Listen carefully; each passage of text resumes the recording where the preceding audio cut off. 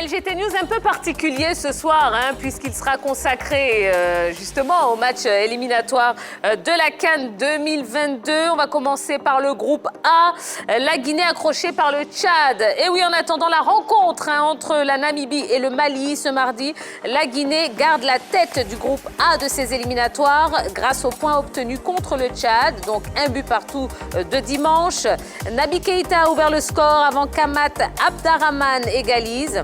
Le Sili national reste en bonne position pour se qualifier. Alors, Henri Jo, commentaire. Je dirais que les deux poids lourds de cette poule font la loi, notamment la Guinée et le Mali. Après cette victoire face à l'équipe du Tchad, on se rappelle qu'au match aller, ça a été plutôt ce match, au match aller, ça a été une victoire étriquée des Guinéens face à cette équipe du Tchad. Et on savait très bien que le déplacement du côté de N'Djamena allait être compliqué. Ça a été pour cette équipe de la Guinée, c'est vrai. Naby Keïta a pu ouvrir le score, mais derrière, il y a eu l'égalisation du Tchad qui, quand même, jusqu'à présent, même si mathématiquement, l'équipe n'est pas encore éliminée, mais ça sera très, très difficile pour cette équipe du Tchad de pouvoir accrocher une qualification pour la CAN prochaine. Mais avec un point, je pense que le Tchad est quasiment éliminé quand même, parce qu'il reste quoi? Il reste encore 2 journées. Il reste 6 points à prendre. Ça va être très difficile pour cette équipe-là, qui est en difficulté dans cette poule. Mais le match Mali-Namibie va être extrêmement décisif avant les 2 premières journées, parce que les Maliens sont derrière les Guinéens qui sont en tête de cette poule. Donc le prochain match Mali-Namibie va être extrêmement décisif. On verra bien qui va occuper, je dis solidement, cette première place dans cette poule A. Ouais, bon résultat quand même pour les Guinéens qui étaient quand même en déplacement sur la pelouse des Tchadiens. Donc ils ont su gérer l'affaire avec un Naby Keïta tout feu tout flamme au milieu de terrain. Donc c'est un bon résultat pour la Guinée qui va inexorablement vers la CAN, vers une qualification certaine. D'accord. Monsieur Aoutou? Non, je pense que la Guinée et le Mali restent les favoris de ce groupe. Après, la Namibie et le Tchad vont essayer de jouer les trophées, mais en tout cas, si la Guinée et le Mali, en tout cas, l'une des 2 équipes ne se qualifie pas, c'est ça qui serait donc, je vais dire quoi, un drame. Une surprise. Un drame. Voilà. Une contre-performance. Pas que c'est facile. Une surprise, non, pas voilà, une surprise. Pas que c'est facile, mais voilà. Sur le papier, en tout cas, elles sont favoris. Sur le papier, voilà, et pour leur expérience dans la compétition, je pense que voilà. La Guinée et le Mali sont favoris. Très bien. On va passer au groupe D maintenant. Le Gabon bloqué à l'aéroport de Banjul. Avant son match contre la Gambie, la délégation du Gabon a été contrainte de passer la nuit de dimanche à lundi à l'aéroport de Banjul en raison de problèmes administratifs invoqués par les autorités locales. Pierre-Emerick Aubameyang et ses coéquipiers ont été obligés de dormir à même le sol avant que la situation ne se débloque au petit matin. Après l'intervention du ministre des Sports gabonais et du président de la Fédération gabonaise de football. Alors, Balo, situation assez cocasse. Effectivement, c'est une scène surréaliste qui a une image quand même dégradable pour le football africain. Une équipe du Gabon qui est arrivée vers minuit à Banjul et qui est bloquée donc, à l'aéroport. Le transit, ils sont obligés de dormir à même le sol sur le transit des voyageurs. C'est quand même assez incroyable. Ce qui a fait réagir justement vivement Pierre-Emerick Aubameyang sur son compte Twitter. Finalement, dans le bus, à plus tard, merci pour la motivation supplémentaire. Et derrière Pierre-Emerick Aubameyang qui a un coup de gueule incroyable et qui dit « Ça ne nous démotivera pas, mais il faut que les gens sachent et surtout que la CAF prenne ses responsabilités. 2020, et on veut que l'Afrique grandisse. Ce n'est pas comme ça qu'on va y arriver. » Donc voilà, Pierre-Emerick Aubameyang regrette véritablement cette scène surréaliste. Et je pense que déjà, il paraît que les responsabilités sont partagées. Parce que venir à 24 heures du match, là, à ce niveau-là, la FEGAFOOT, la Fédération gabonaise de football, est un peu incriminée. Arriver à 24 heures du match, c'est un peu limite. On ne met pas les joueurs dans de bonnes conditions. Et de l'autre côté, les Gambiens avaient annoncé qu'ils allaient assurer l'enfer à cette équipe gabonaise. Voilà, parce que ils avaient été pratiquement bloqués au test Covid lors du match face au Gabon, à l'aéroport du Gabon. Donc, ils ont voulu rendre la monnaie de la pièce et on se trouve dans cette situation assez cocasse, regrettable, on tient à le dire encore. L'aéroport de Libreville. Oui, bien sûr. Voilà, et d'autant plus que ça s'est terminé par une victoire aujourd'hui de la Gambie face au Gabon, 2-1, avec des buts donc, de l'attaquant de Bologne, Moussa Barrow, qui a inscrit un doublé. Et voilà, une réduction du score dans les dernières minutes, à la 89e minute de l'équipe gabonaise. Et voilà. Non, je trouve que c'est ridicule. C'est ridicule. L'Afrique n'a pas besoin de ça. On n'a pas besoin de ça en football. On dit le football, c'est un sport de rapprochement des peuples. On parle de fair play. Attends, écoutez, regardez cette image. Elle n'honore pas l'Afrique. C'est pas joli, c'est pas joli. Je pense que la CAF, la Confédération africaine de football, devrait situer les responsabilités. Et puis, je ne suis pas d'accord avec Balo quand il dit non, les responsabilités sont partagées parce que le Gabon est venu à 24 heures du match. Mais c'est leur choix. Après, allons sur le terrain. S'ils ont fait le mauvais choix de venir à 24 heures du match et que ça les rattrape sur le terrain, ça c'est autre chose. Mais les mettre dans ces conditions pour les battre après, je pense que le foot n'a pas besoin de ça, l'Afrique n'a pas besoin de ça. C'est ridicule. Je le répète, la Confédération africaine de football doit situer les responsabilités. Si les Gambiens, c'est la faute aux Gambiens, ils doivent perdre ce match sur tapis vert. Et ça, il ne faut pas badiner avec, il faut que ça change, il faut que l'Afrique avance. Et on ne peut pas avancer avec ces genres de comportements, ces genres de réactions. C'est ridicule, je répète, et je pèse mes mots, c'est ridicule de la part des Gambiens. On n'a pas besoin de ça au football. Non, je veux dire, c'était deux matchs importants entre ces deux équipes parce qu'avant la double confrontation, c'était la Gambie qui était en tête. Sur le match d'avant, le Gabon s'est imposé 2-0. Le Gabon a pris la première place de la poule. Et puis là, grâce à sa victoire, 2-1.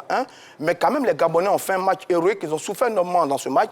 Ils réduisent le score dans les derniers instants. C'est un but qui va compter énormément pour le goal average par rapport à la suite des événements. Mais vraiment, il faut regretter ça. Mais certaines informations non confirmées encore disent également qu'au match précédent, les Gambiens avaient été victimes de quelques petites méchancetés également de la part des Gabonais. Vraiment, on aura le temps de vérifier ça pour notre spectateurs. Mais dans tous les cas, ce sont des images mais incroyablement tristes pour le football africain. Ça existait énormément par le passé. On avait pensé que ça avait un peu disparu avec l'évolution des médias et tout le reste. Mais là, c'est une image très, très triste. Dommage pour les Gabonais. Et on va dire, léger carton rouge quand même pour les Gambiens, en entendant de situer véritablement les responsabilités.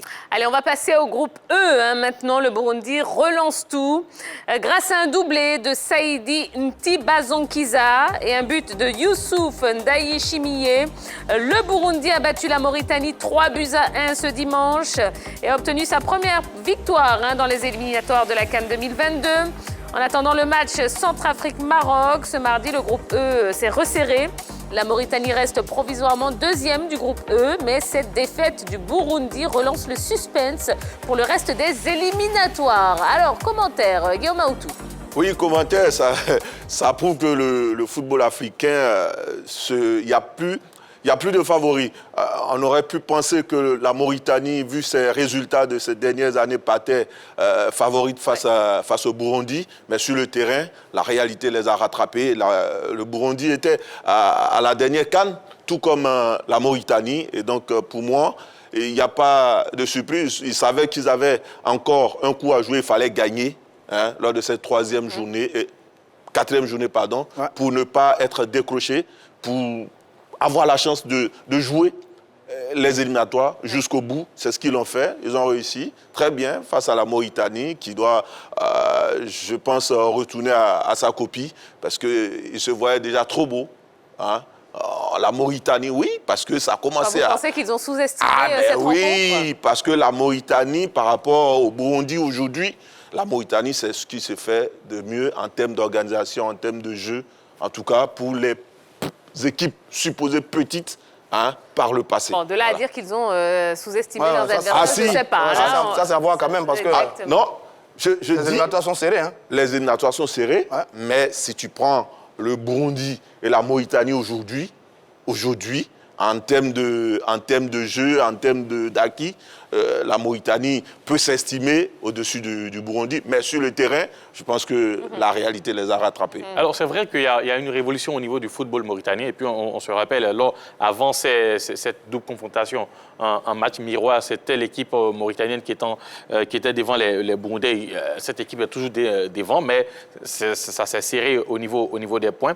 Et le Burundi a eu ses points, je dirais, face à cette seule équipe de la Mauritanie. Match aller 1-1. 1, donc 1 point. Et puis au retour, ils réussissent à battre les Mauritaniens 2-1, ce qui leur donne 3 points plus 1, ça fait 4 maintenant. Donc dans cette poule, le Maroc est leader avec 7 points, suivi de la Mauritanie qui a 5 points. Puis désormais, le Burundi avec 4 points talonne cette équipe mauritanienne. Donc ça va être très très serré pour les journées à venir, notamment les 2 dernières journées. Très bien. Allez, on continue avec le groupe G. Les Comores proches d'une qualification historique. L'équipe des Comores s'est rapprochée d'une première participation historique à la Coupe d'Afrique des Nations ce dimanche à Maloudzini. Les Comoriens ont battu les Kenyans 2-1.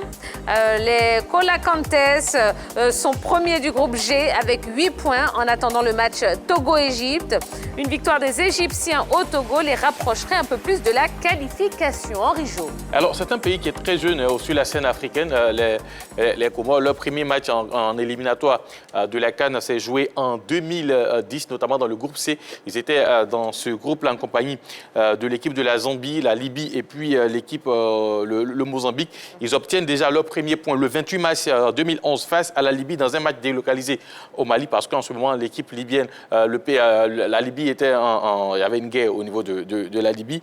Donc, c'est un pays jeune. Et puis, 10 ans après, voilà, l'équipe est tout proche de pouvoir jouer une première phase finale de CAN. Déjà, dans cette poule, les Comores sont leaders avec 8 points, suivi de l'Égypte. La grande équipe de l'Égypte, c'est vrai, il y a un match en moins des Égyptiens. Mais bon, pour l'instant, c'est l'équipe comorienne qui est en tête avec 8 points, suivi de l'Égypte, 5 points. Donc, même en cas de victoire des Égyptiens, ça sera le même nombre de points que cette équipe des Comores. Donc, ça montre un peu, je dirais, le parcours et surtout l'abnégation, surtout le bon parcours de cette équipe comorienne dans ces éliminatoires de la CAN. Oui.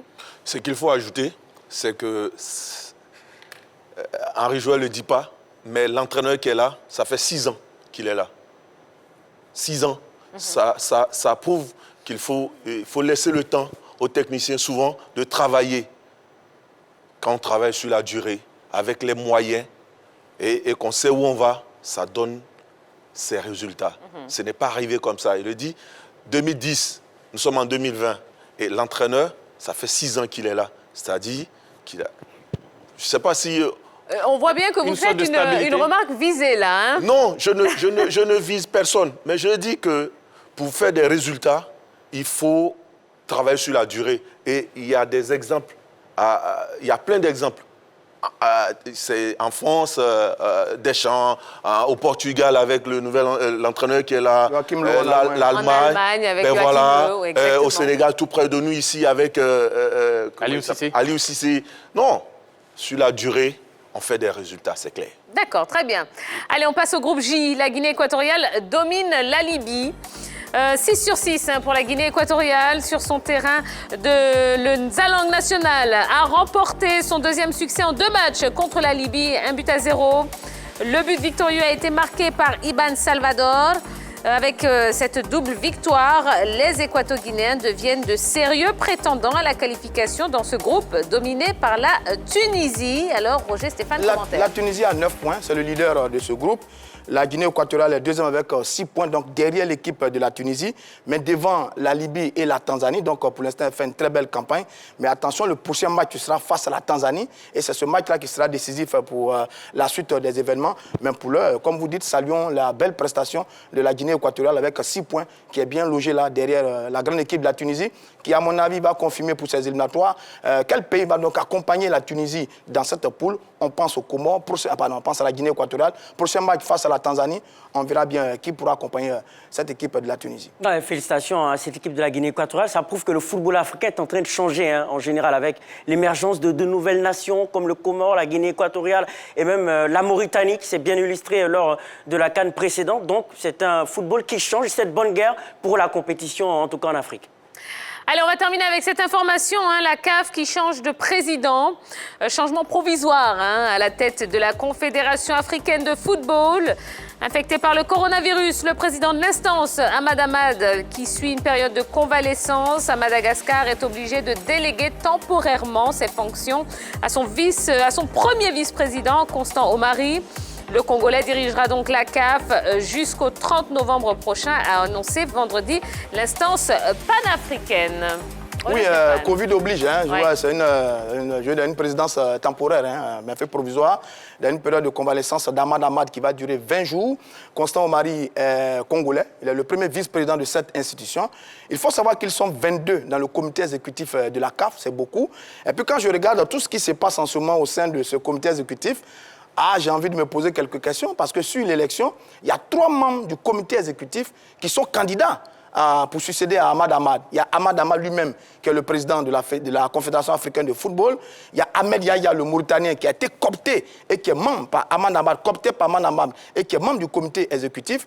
Et Senghor, le Sénégalais, qui est également membre du comité exécutif de la CAF. Ils sont Augustin Senghor. Ils sont 3 à être candidats pour le fauteuil de président de la Confédération africaine de football. Et avant ça, on voit Omari qui occupe provisoirement le fauteuil de président. Bon, j'ai envie de dire que c'est un peu chaud là-bas, au niveau du comité exécutif de la CAF. Qu'est-ce qui se passe? On n'en sait absolument rien. Souhaitons prompt rétablissement à Ahmad Ahmad et souhaitons que il continue de se bousculer tous là-bas et qu'au mois de mars prochain, Jacques Anouma soit le nouveau président de la Confédération africaine de football. Ben ouais, c'est une situation, on va dire, inédite, mais ça prouve ou ça montre qu'au sein de la Confédération africaine de football, au sein du comité exécutif, il y a de l'eau dans le gaz de leurs relations, que tout ne se passe pas. Enfin, les amis d'hier qui se sont mis ensemble pour chasser le vieux, apparemment, il y a quelque chose qui ne va pas. Parce que depuis belle lurette, il y en a qui sont partis, comme Pinnick du Nigeria, celui du Libéria qui a eu maille à partir avec Ahmad Ahmad. Aujourd'hui, il y a Pinnick et Johnson qui soutiennent Motsepe. notre Motsepe, voilà. Le Sud-Africain. Voilà, ça prouve que, voilà, il se passe beaucoup de choses là-bas. Mais bon, voilà, comme Roger Stéphane l'a dit, bon, voilà, on n'est pas là pour faire la campagne, mais bon. Ah mais on peut la faire quand même, on va la faire, pourquoi bon, voilà. Notre Jacques Anouma, on va la faire. Oui, mais d'accord. Oui, mais non. D'accord. Bon, allez, voilà ce qu'on pouvait vous dire. Hein. Je vous rappelle la question sondage de ce soir qui concerne donc cette rencontre Madagascar-Côte d'Ivoire. L'absence de Gervinho sera-t-elle un handicap pour les éléphants? Eh bien, n'hésitez pas à aller sur la page Facebook de la 3 pour nous dire ce que vous en pensez. On va continuer avec le focus de ce soir.